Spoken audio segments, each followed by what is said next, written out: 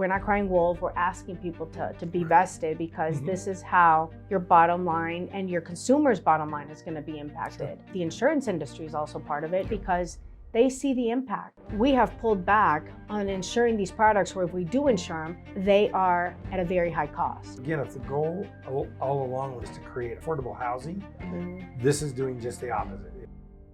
There has to be an opportunity to be able to remedy a property without having your funds drained. I mean, when I'm mentioning Habitat for Humanity, when they're facing a fear of lawsuit, or they have already been impacted by a lawsuit, their nonprofit dollars are already being tasked. That's really one of the things driving our housing shortage is we don't have that entry-level product because of their legislation. Builders and developers did not want to build condos or townhomes because of the threat of litigation. Surprisingly, we are actually opposed to that. Very few things that we're actually opposed to, but it's house build.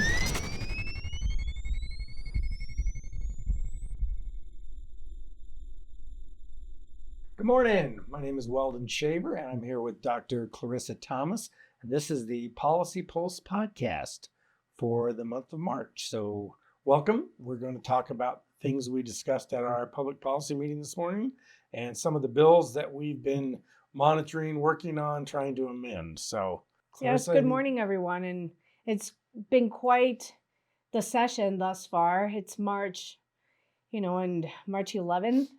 We have been very steady with a stream of legislation impacting the real estate industry, affronting the, home ownership contingent of our Colorado society, and private property rights, property management, needless, everything that we are tracking right now has been at the front and at the core of what we do as a committee at PPAR, but also what we do as an industry, advancing private property rights and protecting them. So it's been quite the month, to say the least. Actually, quite the 6 weeks, I would say, since the session got off to a jump start. And I think we've been really busy mostly right now on a positive side, obviously advocating for construction defects, right to reform or right to remedy, which is curing properties that have had some damage or imminent damage, however folks want to label that. But that's been at the core of what we've been promoting this past month leading up to last week's testimony at the Capitol. And so we've been really busy with Senate Bill 106 right now, which is that construction defects litigation reform. And, I think that it's been one of the biggest hurdles for our industry to advance with a growing coalition year after year. And I think that from our perspective, you've been involved in public policy with us for a long time, and it's looking at this construction defects litigation reform, right to remedy perspective through the lens of, protecting the consumer, but also being able to allow the builder and the building community strike a balance for them to be able to cure a property to spur economic development again within that construction sector. First, entrance home ownership, which is the multi-family dwellings, not for rental, but for home ownership, which is the condos, townhomes. And so we've been slowly itching towards that. And I think since early 2000s, that's better part of it. And here we are, a very large coalition that has formed under the umbrella of Home Ownership Alliance in Colorado. And every year, more people come to the table and say, we have to do something about it. And this is the best shot that we have of actually passing something.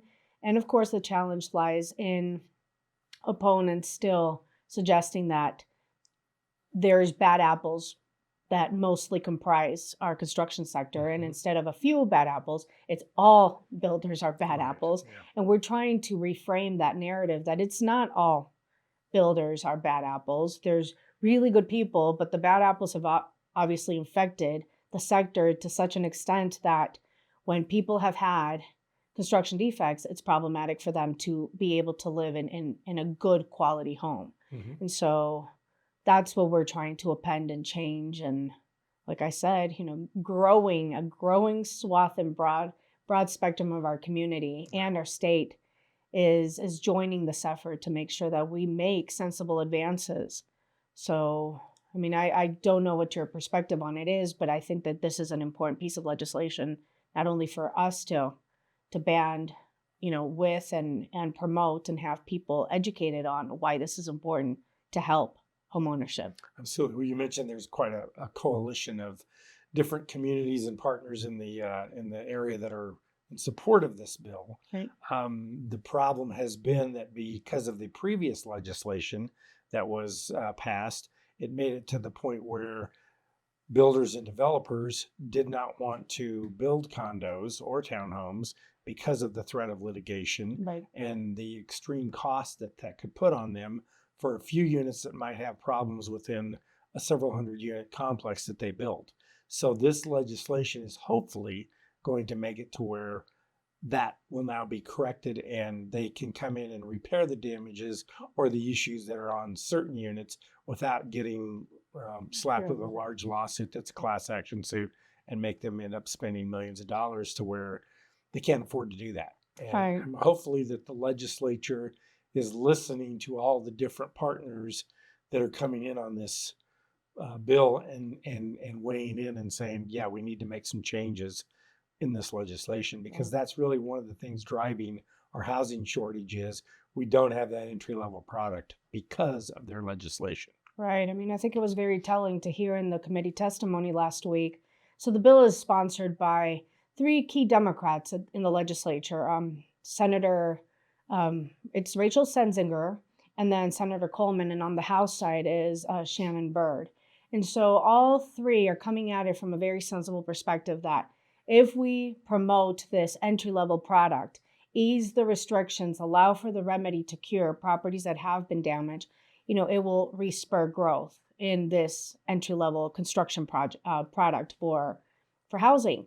And so, it's obviously, we say a happy medium, that balance, that right to cure, because we've been heavily litigated in Colorado. Mm-hmm. And, construction defects is, builders against trial attorneys. And this is really, when we're talking about the consumer and having consumer protection, one of the myths is that consumers will not be protected because they will not be able to have their property remedy. And we're saying this allows people to still continue to pursue all available means, but it gives an additional step for a right to cure property that has been damaged or has damages.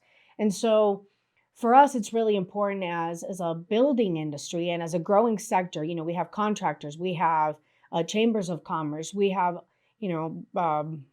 I'm trying to think, obviously the Realtors Apartment Association, mm-hmm. and the list goes on and on, the municipal league, the counties.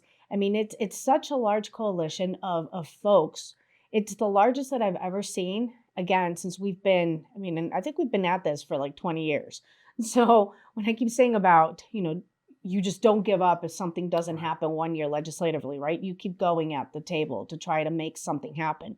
And so we had, Mayor Yemi from Colorado Springs, actually the Colorado Springs community had mm-hmm. a pretty substantial group of community partners from, UCCS, the Downtown Partnership, the Apartment Association. You had the Southern Colorado Women's Chamber. You had so many different people that our local chamber ended up organizing, and all these folks coalesced to come and be part of this coalition effort to be able to say, hey, we really do need this. This is important. And this is why we need it. Actually, not the Rocky Mountain Community Land Trust, but they're also, the land trusts are part of this effort. But by Habitat for Humanity, their mm-hmm. state folks ended up testifying on behalf of it. And because they've even been impacted by this construction defects litigation aspect. And so they're saying there has to be an opportunity to be able to remedy a property mm-hmm. without having your funds drained. I mean, when I'm mentioning Habitat for Humanity, think about it. It's a nonprofit organization right. trying to produce an affordable or housing affordability price point, helping members of the community that are at that level that need to be able to get into a home, right? And so these groups are already working with all sorts of other community members in a good faith to provide something of a community need for disadvantaged or folks that couldn't afford something otherwise, right? Mm-hmm. And so when they're facing a fear of lawsuit, or they have already been impacted by a lawsuit, their goodwill and their nonprofit dollars, which are already limited and stretched, are already being tasked and targeted, to a lawsuit that is difficult. So not to say that construction defects will not happen, but this is to say, hey, let's explore other options to be able to provide a solution, a remedy that is more cost effective.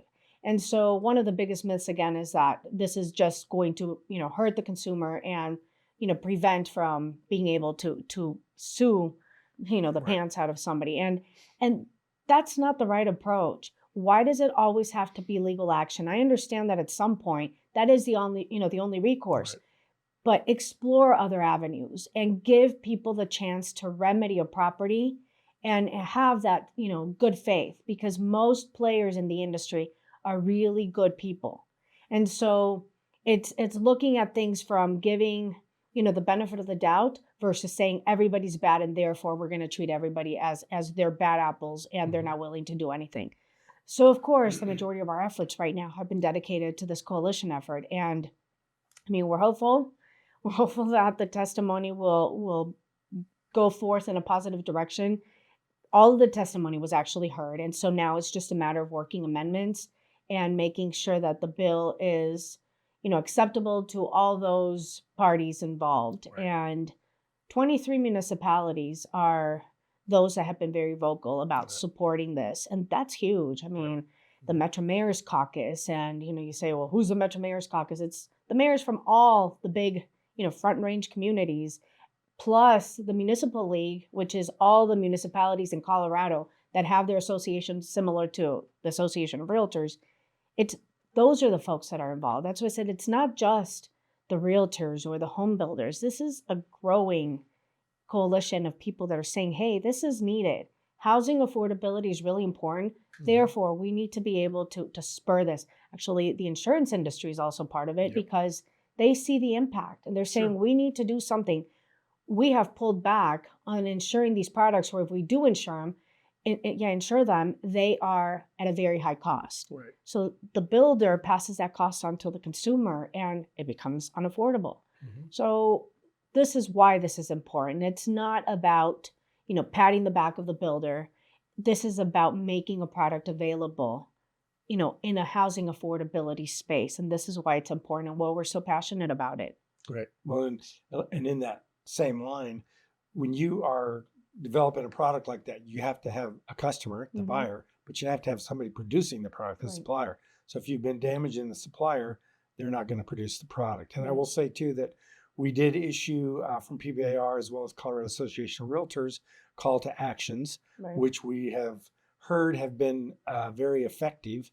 And a lot of our members have responded to the call to action, sent the email, reached out, contacted their legislators, and those matter. That voice and that call to them has helped them want to move forward on this legislation. So that's encouraging that we have had a good response to that call to actions. And that's why those calls for action are really important for us. It's one thing for our volunteers that are actually active in the political process to contact their legislators, but they just don't want to hear from that same echo chamber. They want to hear from the bigger memberships of any given organization. And this is why calls for action are important. It's the grassroots efforts from every single organization that's involved in promoting, trying to promote something or trying to defeat a piece of legislation, because it's the masses. It's when a legislator says, hey, I've heard from, a big sector of my constituency and they don't like this. That's why those are important. And, we can only rely on our members heeding the calls and taking them seriously, not saying, oh, I'm not going to participate in this. I really don't care about it. We're not crying wolf. We're asking people to be vested, because this is how your bottom line and your consumer's bottom line is going to be impacted. And so we want to see that housing affordability expanded. And this is one of those products that's really critical for us to be able to provide, because it's dried up. It has dried up since, I'm going to say 2008. It's been at a steep downhill. And when we hear the opposite, it's like, well, there's plenty of multi-housing family units. It's like, right, but they're available for rental. They're not available for purchase. And the only way that they'd be available for purchase is those that were already earmarked for that way back when. And so when we're talking about newer ones, the newer product has not been coming to the market. No. And so we want to be able to give folks, young couples want to be able to move into, condos, townhomes. That's where folks start, accumulating wealth, right? That wealth formation comes from entry-level points. And where our housing prices are right now, this is why it becomes critical, because it's about that point of affordability. Well, and we've seen a big influx of apartment buildings Right. being built all over the state, and people have expressed concern over that. The cost to build that apartment house that's multiple units is no different than the cost to build condos and townhomes in terms of the price per square foot. However, they're not building them because of the legislation Right. that has made it to where they don't want to take the risk. Right. So, yeah. So that's a bill that we support, and that's a bill that we're making progress on. Let's talk about some of the other bills that we've maybe had some amendments on, Right. or we're hoping to get amendments on, that are still out there being worked by a lot of different organizations such as ours. So one of those bills too that we have, that's actually something that bridges over to our property management contingent. And many of our folks that it's not even, that might be homeowners, but that serve as landlords too, is the warrant of habitability. Our industry has been, this is Senate Bill 94, I believe. Mm-hmm. Our industry has been on an amend position on it. And when we label something amend, doesn't mean that we support it. It mostly means that we're opposed to it, but we can't really oppose it because politically speaking, you work on something on an amendment level, and it gives you the opportunity to not be swinging that hard against something. And you demonstrate good faith with the proponents of a bill. And so they are more readily accessible and willing to work on a better solution for that bill. So needless to say, this warrant of habitability has obviously caused a lot of consternation. Many of our community partners are definitely opposed to the bill from the get-go because it really is not very good legislation for property rights. And it really is an affront on landlords, but we've seen that pendulum swing in Colorado from landlord-tenant relations, to the point where it's very much about the tenant and not so much about the landlord. So our industry right now is saying, okay, let's get to this approach of amending the bill so that it's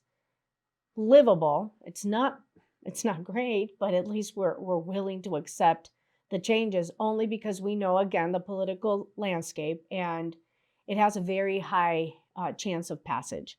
And so we've been working, I think one of our latest concerns has been that we have one of the nebulous areas for us has been that whereas it's not really defined or specified in the bill, that if there is a water event or a disaster within, like the purview of this complex or your community or your property. And by that, I would say that there is an electrical power outage, by the utilities, or there's a water main break.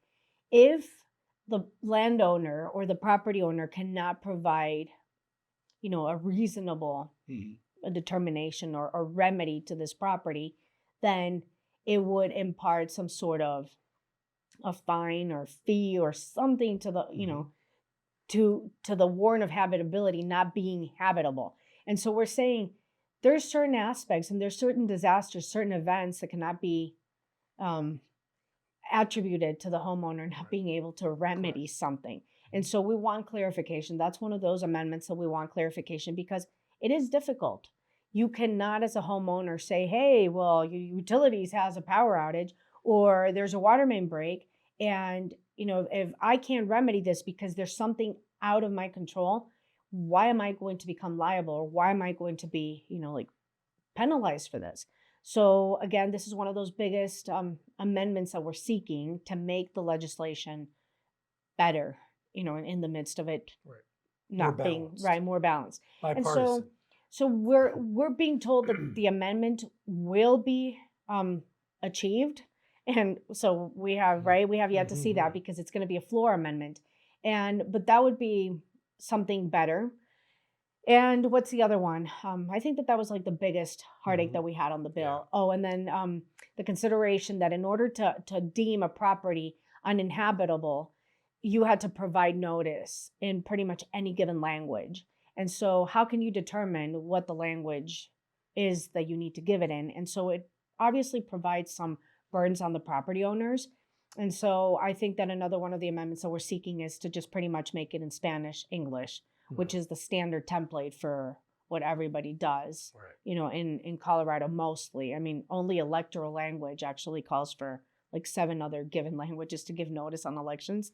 But when it comes to every other legal matter in the state of Colorado, it's pretty much standard to do Spanish and English. So that would be another big amendment that we're seeking on this piece of legislation. And, and again, it's not something that we're thrilled about, but as a realtor association, we would be from an amend, we would move to a monitor if certain amendments are achieved on this. Right. And one thing that we strive for, that we try to get, is to get some kind of balance in these bills. As Clarissa said, to begin with, this bill, Senate Bill 94, was very heavily weighted towards the tenant rights and very few rights for the landlord. We're trying to get it to be more bipartisan, if you will, to have the tenant and the landlord have a little bit more equity in the way the bill is written and what the responsibilities of each are. So at least we're making some progress on that. Right. Yeah. Right. And I was going to say, and another one of those bills that has been on our radar this month because, it's been, how they were calendared, but it's this wildfire mitigation. And surprisingly, we are actually opposed to that. Very few things that we're actually opposed to, but it's House Bill 24-1300 that at the point of sale pretty much mandates that a property owner provide a certificate of wildfire mitigation standard. I'm not even exactly sure how to deem this, but it would specify at the point of sale that the homeowner has done all sorts of things or achieved this level of certification. And it's one of those other tough sales, for us to be able to say, you cannot mandate. And only because our county, El Paso County, is one of the counties that is considered at risk. So it impacts us. But there's very many people and coalition partners within this space that say, yeah, it sounds really good on the merits, but you can't force this kind of, or can't mandate this kind of mitigation or this certificate. Hopefully in the midst of that, there's some amendments, some wheeling and dealing behind the scenes that get the proponents to understand that there's certain things that you cannot mandate people to do, especially not in the point of sale. There's a lot of good faith and a lot of good efforts from homeowners right now within those wildfire mitigation zones, already taking their due diligence, to make their property safer. But then when you're burdening consumers and homeowners and adding more cost, to dwellings, and then saying, well, you're not going to be able to sell this property unless you can demonstrate beyond a reasonable doubt that you've done X, Y, and Z. And if not, you're going to be, fined, or this is what all mandates do. It carries penalties. And so legislators might have a good intent behind them, but they don't really think through how it impacts people and individuals' affordability level, right? And so I really do hope that they reconsider that mandating anything is really not a good thing right now, because you don't need the government or government agencies dictating, their heavy hand on consumers right now when there's so many other things that people are having, to worry about. Well, that's true. And that's also going to drive up the cost to the seller, because some of these things have to do with roofing materials, siding materials, not just trimming your trees, getting vegetation away from the front of the house. Right. There are a lot of things in this bill that are just going to drive up the cost. So again, if the goal all along with this legislature and our current governor is to create affordable housing, this is doing just the opposite. It is just driving up the cost of existing housing for buyers to be able to buy the property. Right. So it's not going to have the effect that they want for it to have. Yeah. So then on the other side of it is obviously, an election year. So 2024. So never mind the legislation. And it's not to say that we're only working on 3 bills. Actually, I think our committee is reviewing probably close to 100. Legislatively speaking, there's over 500 bills that have already been introduced in the state of Colorado, but that's the policy side of things. in the political space, it's an election year. 2024 is really big. We have local, state, and federal races. And obviously, one of those is we have a congressman, a sitting congressman, Doug Lamborn, that announced his retirement at middle of February, I believe, if not early part of February. And so there's various candidates already vying for that opening. And it's going to be interesting to see how that race lines up. Our industry is obviously keeping a close eye on that one to make sure that the candidate that ends up securing, there's various Republicans. I believe that there might be 1 or 2 Democrats. So whoever ends up picking up that seat is well versed on the politics of the real estate industry, that they understand the importance of private property rights, home ownership, all the things that impact our ability, to sell homes and protect private property rights. So that is higher on our radar for watching how things play out in the 5th Congressional, which is just El Paso County now. Once upon a time was comprised of various communities, but now it's just El Paso County. And then there's various Senate seats and within our region that will be up for election, as well as House districts, commissioner seats, and the list goes on. So we'll be very busy after the legislative session wraps up in Colorado with candidate interviews and seeing how that all lines up, because we are very concerned with having good folks representing the Realtor Party and making sure that they understand how important homeownership is and private property rights. So, and Congressman Lamborn has been a really good advocate for our industry. So we appreciate all the work that he's done on our behalf. So you mentioned that you also wanted to give a shout out to the chamber for their willingness to get involved in a lot of these issues that we're also passionate about. You want to talk about that for a minute? Sure, yeah. Our Greater Colorado Springs Chamber of Commerce and EDC has been doing an unbelievable job of being,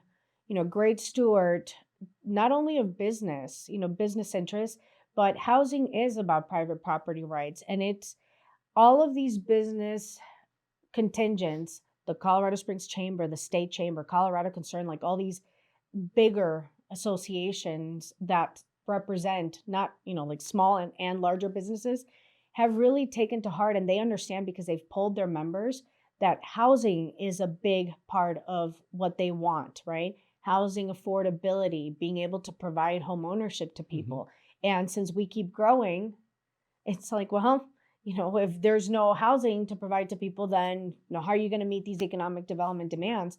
And so our Colorado Springs Chamber has been a tremendous partner of the housing industry in general and lending a voice of support and actually carrying the water. They rallied so many individuals to go to testify last week for Senate Bill 106. And it's not the only space that they're occupying, but they're opposing 1300.